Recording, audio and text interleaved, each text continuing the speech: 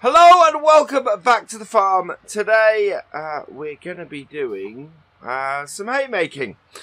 We've got our corn ready to harvest pretty much, but while we're harvesting the corn, what we want to be doing is really allowing our hay to dry out, ready for us to bale it up and everything later on, or in a week or so.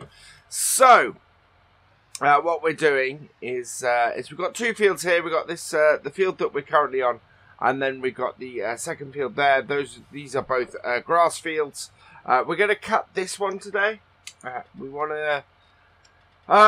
to cut this and make this into hay. The far field over there, that's going to go to silage bales. So we don't want to cut that and let that dry. That needs to be cut and rowed and baled almost immediately. Whereas this needs to be cut and tethered and left to dry. So, yeah, we will do the other field after we've done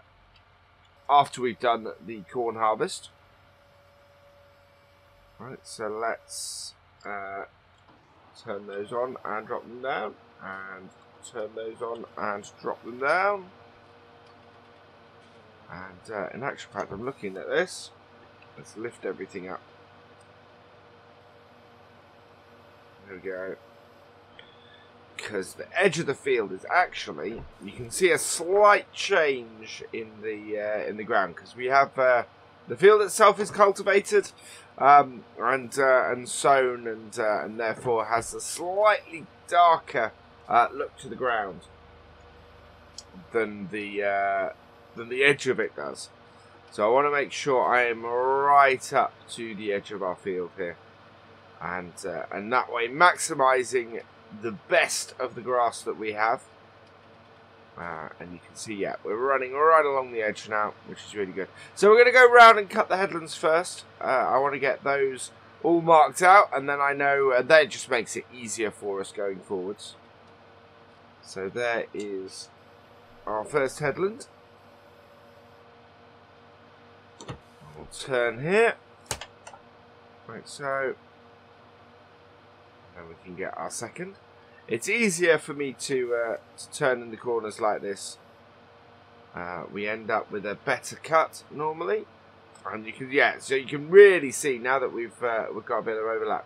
You can really see the difference in the colour of the ground where we're managing the field versus where we're not, where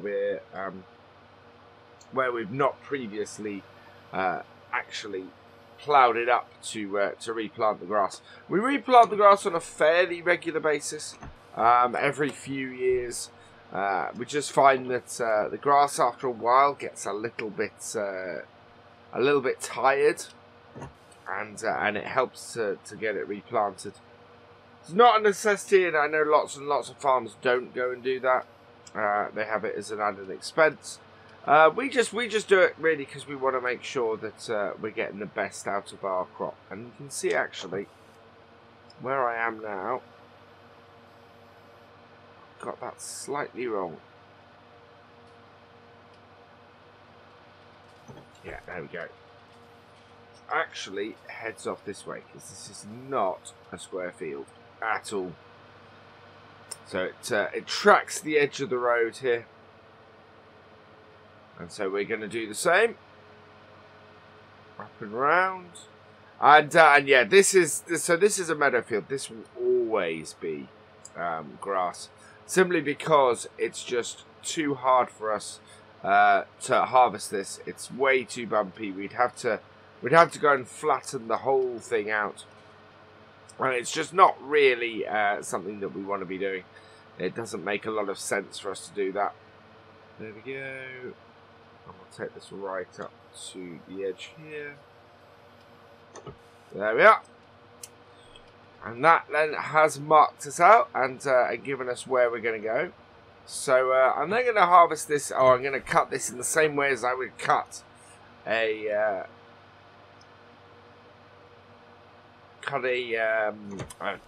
other crop really that I was doing.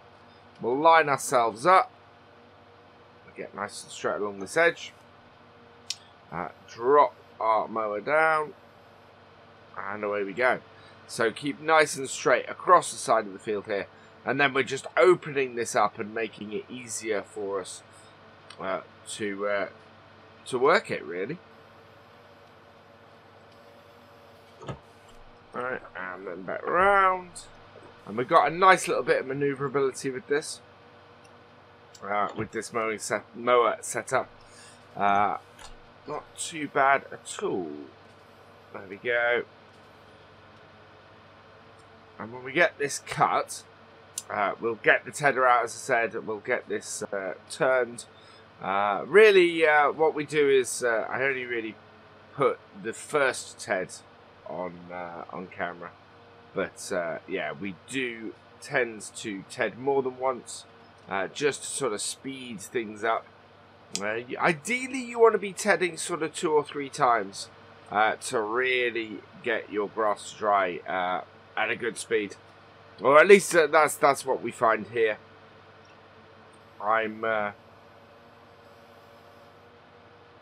We wanna. It's really just kind of getting this turned around as quickly as possible. Let's go back a bit. Make sure we cut all of this. Otherwise, we're going to end up with odd tufts of grass that we don't want to deal with later.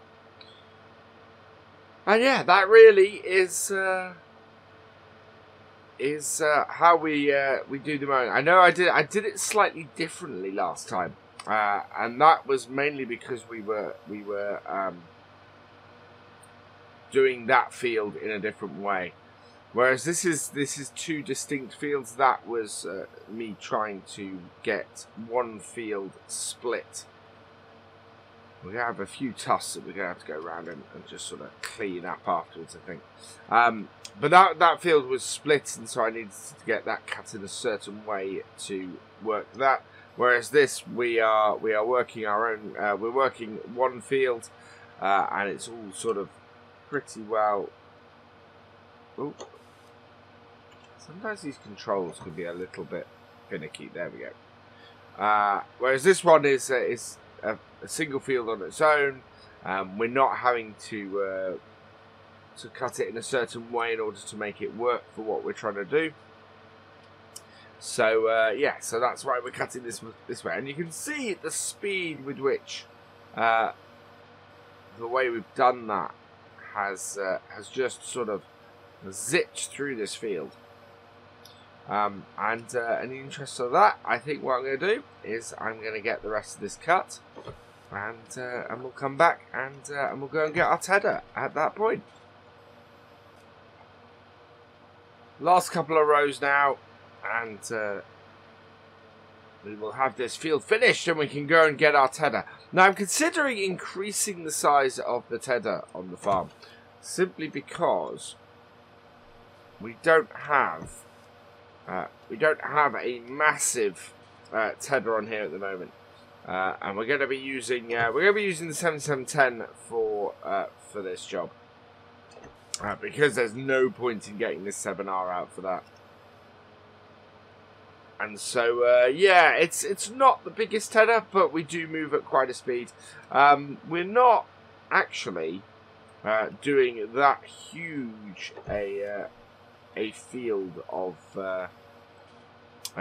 grass each time, to be honest. So our current tedder does sort of do us as much as we need it to, but I'm very aware that we can get the job done much quicker.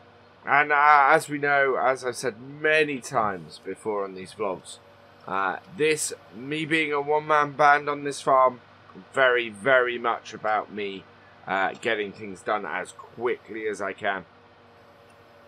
Otherwise, I just end up with some fairly impossible tasks to get done. This one is a bit of an issue.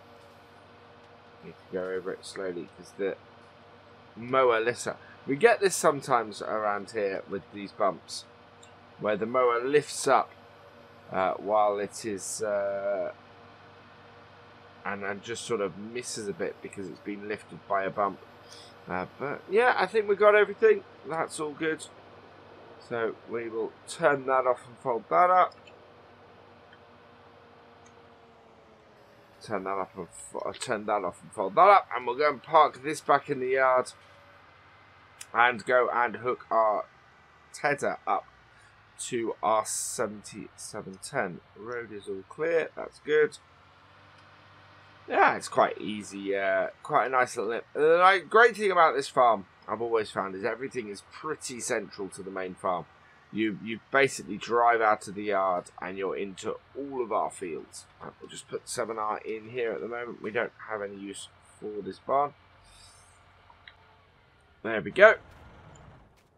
And we're going to go over and get our 7710, which of course does not have a front linkage on it, which is the one of the interesting things about this tractor. We never needed, until we got the 7R, we never massively needed a front linkage on any of our tractors. And then the 7R came along, and suddenly we had several bits of kit that could really do with the front linkage. Right, here's our tether. Let's get this hooked up, and we're going to do the same thing again. We're gonna ted the edges or the headlands before we ted the main body of the field. There we go, and let's hook up our PTO as well. Of course, I got lucky then. Absolutely wrong thing to do. And I know people do not collect up PTOs while your engine is running. Can't stress that enough. I really should not have done that then. Yes, the PTO is disengaged, but that doesn't mean that that it's safe. Absolutely should have turned the tractor off there, and I'm kicking myself about it.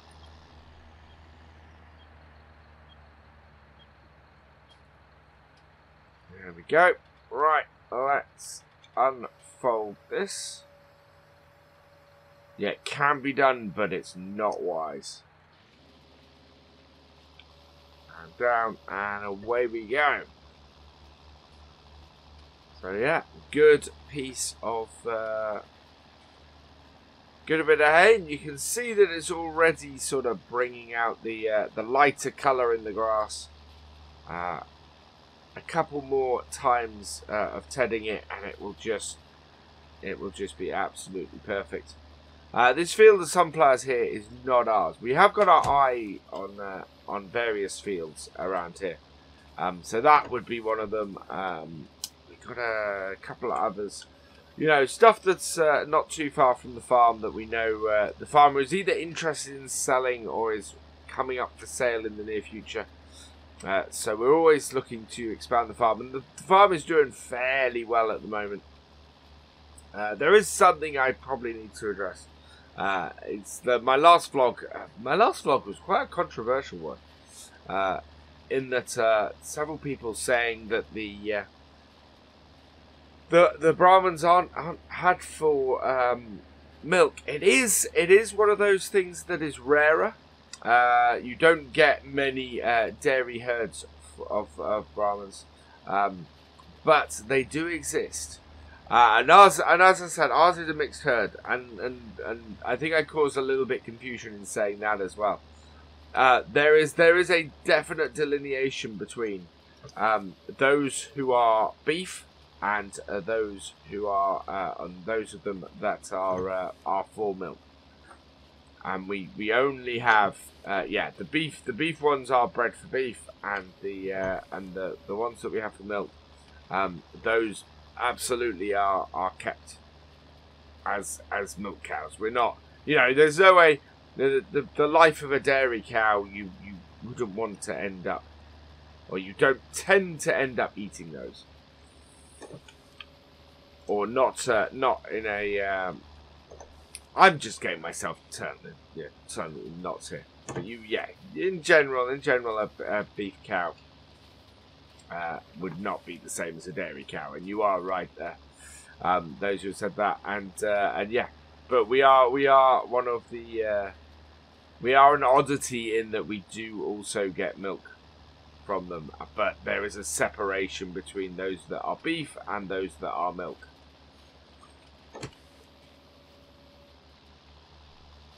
Right.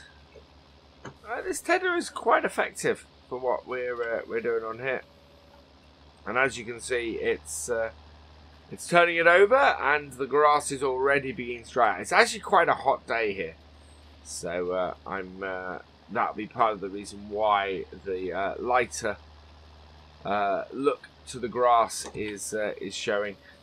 This is by no means ready to be baled for hay.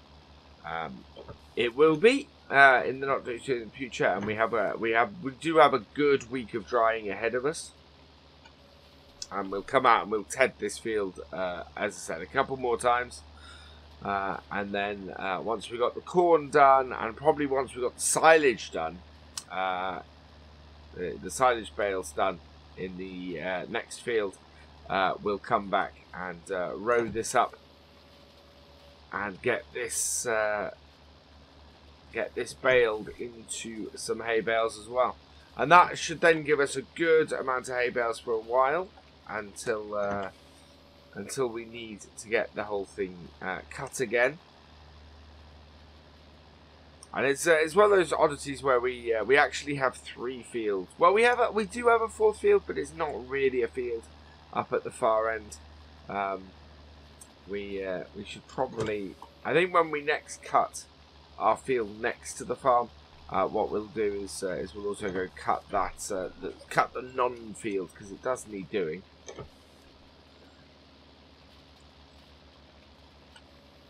There we go.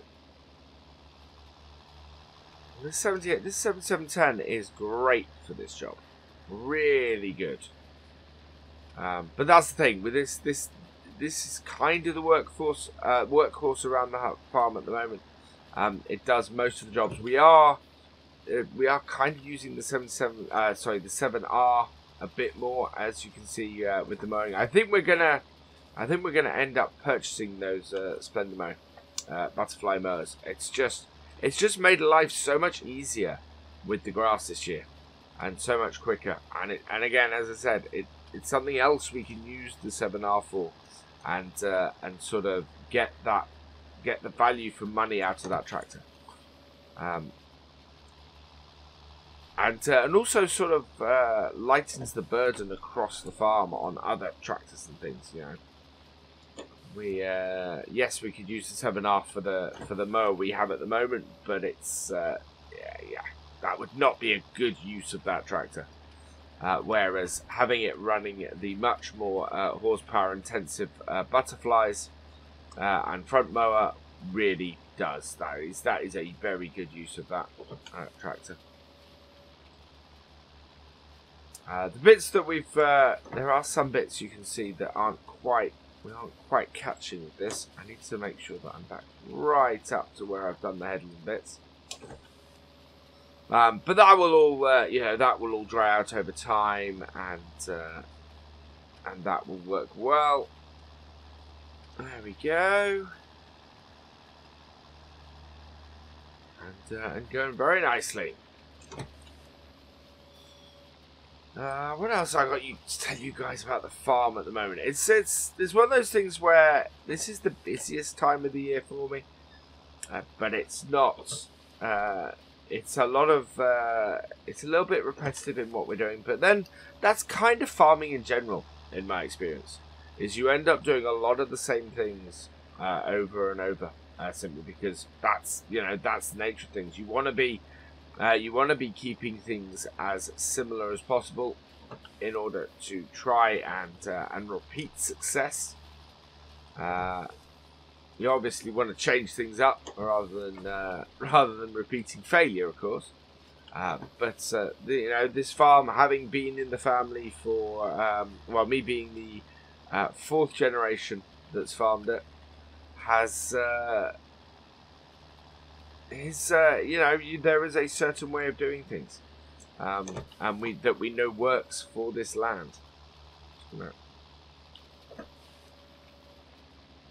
Out a little bit there. So we try and keep things.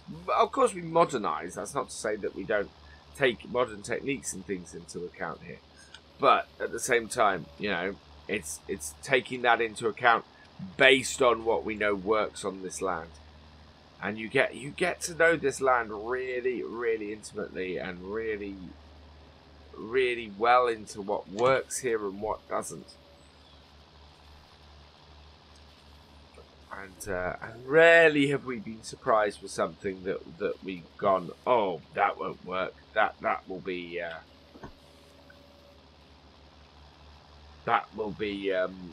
disaster here, and you know, it always tends to be, yeah, that seems like a good idea. That should work with this kind of thing. So. For example, I think we need to do. We've got to do some ploughing. We're certainly going to have to do some ploughing on the corn, because as soon as we've harvested corn, that does require a plough to get out and get done. Right, almost done on this field now, and that will be good. That will be a good piece of hay making done, and.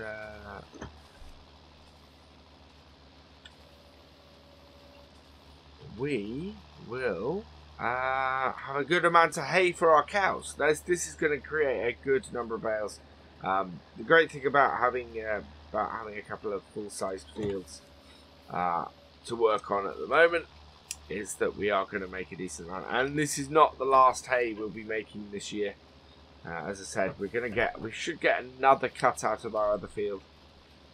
And we do have that big area. You can actually see it from here over there. That big area of grass that isn't actually, we don't actually maintain as a field like we do this and our other places we've cut. But nonetheless is still a good source of grass.